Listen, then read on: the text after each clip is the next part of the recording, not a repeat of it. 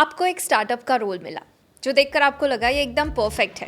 Skills match हो रहे थे, पैशन भी था और सब कुछ रेडी था। आपने फटाफट अपना रेज्यूमे पॉलिश किया, अच्छा सा कवर लेटर लिखा और सबमिट का बटन क्लिक कर दिया। उसके बाद क्या? ना कोई रिप्लाई, ना कंफर्मेशन, ना रिजेक्शन, सिर्फ कंप्लीट साइलेंस। अगर आपको भी ये सुना सुना लग रहा है then you are not alone. और सबसे इंपॉर्टेंट बात, ये कोई पर्सनल चीज़ नहीं है। लेकिन अगर आप स्टार्टअप में वैसे ही अप्लाई करोगे जैसे कॉर्पोरेट्स में करते हो तो माय फ्रेंड ये तो होना ही था, वो आपको घोस्ट करेंगे ही। इसलिए आज के इस वीडियो में हम समझेंगे कि क्यों स्टार्टअप्स रिप्लाई नहीं करते या आपको घोस्ट करते हैं, और साथ ही ये भी समझेंगे कि ऐसा हम क्या कर सकते हैं जिससे आपके रिप्लाई 5x ज़्यादा बढ़ जाए। Hi, this is Rashmi from Meta Intro. मैं मेटा इंट्रो में इकोसिस्टम लीड हूँ और मेरा काम है आपको आपके ड्रीम जॉब तक लेके जाना। हर वीक मैं ऐसे जॉब हैक्स और रियल स्ट्रेटजीज लेकर आती हूँ। सो hit the subscribe button right now. और अगर आप स्टार्टअप में जॉब ढूंढ रहे हो देन गो टू metaintro.com। सारी स्टार्टअप की जॉब्स आपको वहाँ एक ही जगह पर मिल जाएगी। और जो हमें ऑलरेडी जानते हैं guys, welcome back, let's get to it. सच ये है कि एक एवरेज जॉब सीकर का रिस्पॉन्स रेट 10 to 30% होता है और स्टार्टअप में तो ये इससे भी लो है। 75% रेज्यूमे तो ऑटोमेटिक सिस्टम से ही रिजेक्ट हो जाते हैं, ATS फिल्टर्स के आसपास भी नहीं आते। और 250 लोगों में से सिर्फ 4 या 6 कैंडिडेट ऐसे होते हैं जिनको इंटरव्यू के लिए बुलाया जाता है। तो अगर आप कहते हो कि आपको अपने आप को प्रूव करने का चांस ही नहीं मिला, then data proves you right. और स्टार्टअप में ये बहुत ही क्योटिक है और प्रॉब्लम ये है कि उनका पूरा प्रोसेस ही क्योटिक है। ना उनके पास HR की टीम है, ना कोई ऐसी हायरिंग प्रोसेस है। और हर हायरिंग का एवरेज कॉस्ट होता है $4,700। इतना पैसा स्टार्टअप के पास नहीं होता और ना ही उनके पास टाइम होता है वेस्ट करने के लिए, क्योंकि हो सकता है जो बंदा आपको हायर कर रहा हो वही प्रोडक्ट बिल्ड कर रहा हो, टीम संभाल रहा हो और साथ में इन्वेस्टर्स कॉल भी ले रहा हो। तो स्टार्टअप्स डिपेंड किस पे होते हैं? They depend on direct outreach, referrals and the people who show proof of work.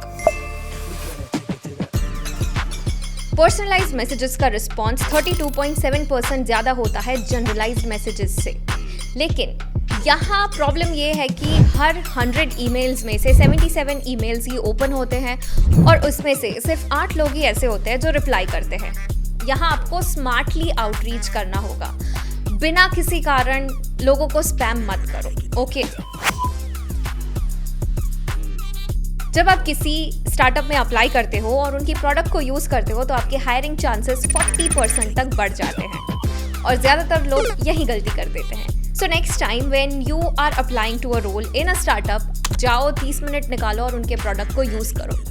फिर अपने डायरेक्ट आउटरीच में वो लिखो जो आपको प्रोडक्ट में सबसे अच्छा लगा हो। कोई इश्यू दिखा है तो वो मेंशन करो और साथ ही साथ अगर उनका प्रोडक्ट यूज करते वक्त आपको कोई आइडिया आया हो तो उसे भी मेंशन करो। ये छोटी सी एफर्ट आपको 90% एप्लीकेंट से आगे कर देती है। अब आप पहला ईमेल लिखोगे तो उसका एवरेज रिस्पॉन्स रेट आपको पता है क्या है? सिर्फ 8%। पर उसके बाद जब आप उसका फॉलो अप करोगे तो रिस्पॉन्स रेट हो जाता है 16%। और जब आप तीसरा ईमेल लिखते हो तो रिस्पॉन्स रेट और 4% तक बढ़ जाता है। सो यहाँ the key is right 3 emails, एक मेन और 2 फॉलो अप, ना इससे ज्यादा ना उससे थोड़ा कम। Okay, this is the smart way to write to startups और anybody when you are trying to get into that company. ये रहा एक ट्राइड एंड टेस्टेड ईमेल जो आप यूज कर सकते हो। इसे पूरा मैं डिस्क्रिप्शन में कॉपी पेस्ट कर दे रही हूँ so that you can just use it everywhere you want. Startups के 85% जॉब्स रेफरल से फिल होते हैं, लेकिन इसका मतलब ये नहीं है कि आपको कोई अंदर का बंदा ही चाहिए। नेटवर्किंग प्लेटफॉर्म से भी ये काम हो सकता है। सिंपल इंट्रोडक्शन या वार्म कनेक्ट से भी आप अच्छे नेटवर्क बना सकते हो। एंड जॉब मांगने से पहले एक अच्छा नेटवर्क बनाना बहुत ही ज़रूरी है। It's a long term game, you know. So in short, बात ये नहीं है कि स्टार्टअप्स को आपको रिप्लाई नहीं करना या वो सिर्फ घोस्ट ही करते रहते हैं। सच्चाई ये है कि हाफ ऑफ द टाइम वो ही बहुत ओवरवेल्म्ड होते हैं। और दूसरी बात, 60% लोग जो अप्लाई करते हैं वो एप्लीकेशन को पूरा ही नहीं करते बिकॉज उनको लगता है कि ये जॉब एप्लीकेशन बहुत ही लंबी है और इन सब में आपकी कंप्लीटेड एप्लीकेशन भी मिस हो जाती है।